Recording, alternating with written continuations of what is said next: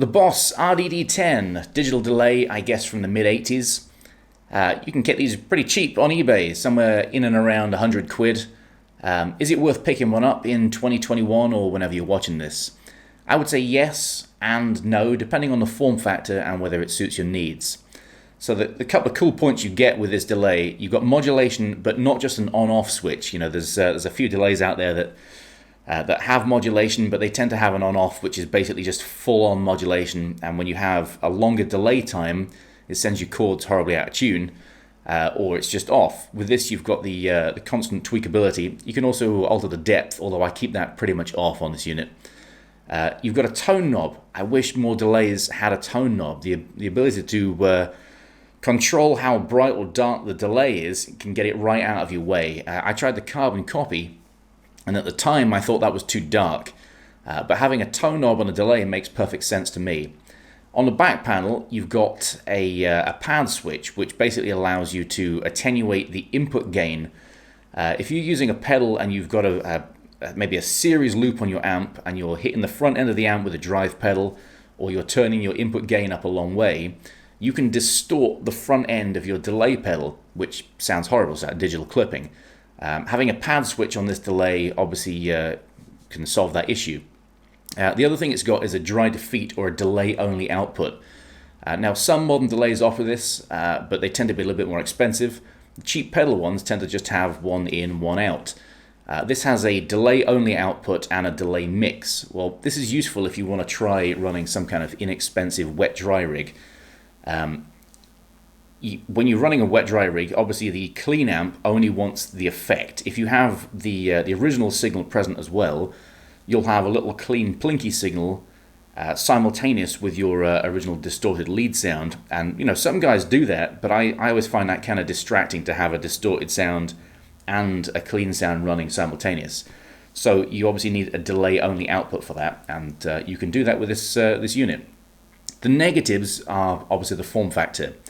Most guys these days are running a pedal board.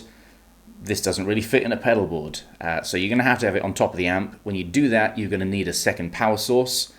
I've found a way around that. Basically what I'm doing, I leave it on top of the amp, I run a power source to it, and it's got a power through, and I power one extra pedal, my drive pedal, and I put it on top of the amp. Now what this means is basically I've got a cable going into the drive pedal, and I can't turn it on and off because it's sat on top of the amp. That's fine for me because I just sound like me on everything, but if you're playing in a function band or you're a part player or something like that, there are certain times when you're going to need to get different sounds and turn things on and off, and obviously I don't have that functionality. I'm just controlling everything with the volume knob on the guitar. It does mean that my send and return cables aren't 40 foot long and going across the stage. You know, you can just use patch cables. You can have a foot switch out with it, and you could run that out to your pedal board, but all roads are leading to extra cabling, basically. That's the negative of having some kind of rack.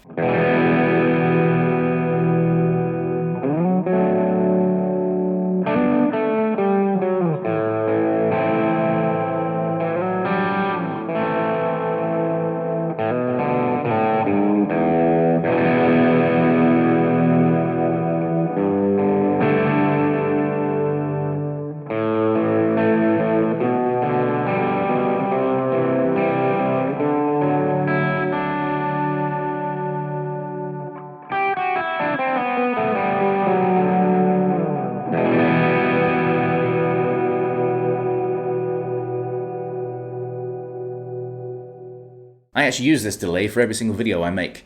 It's just that you guys don't hear it. I come out my preamp out on my DVMark GH250, and I go into my atomic amplifier box for use as an IR loader. Now the atomic's got two outputs. One's an XLR, one's a jack. I use the XLR as my main signal, and that's what I record, and that's what you guys hear. And the jack goes into the delay and into another channel on my desk, so that I can play to some kind of a slap echo to make tracking a bit more pleasurable. And then obviously I don't have to commit to that sound on the final recording. In this instance, obviously I've recorded both the delay and the dry. Hope you guys dug the video. If you did, maybe give me a like, share, subscribe to the channel if you're new here, and I will see you in the future. Later.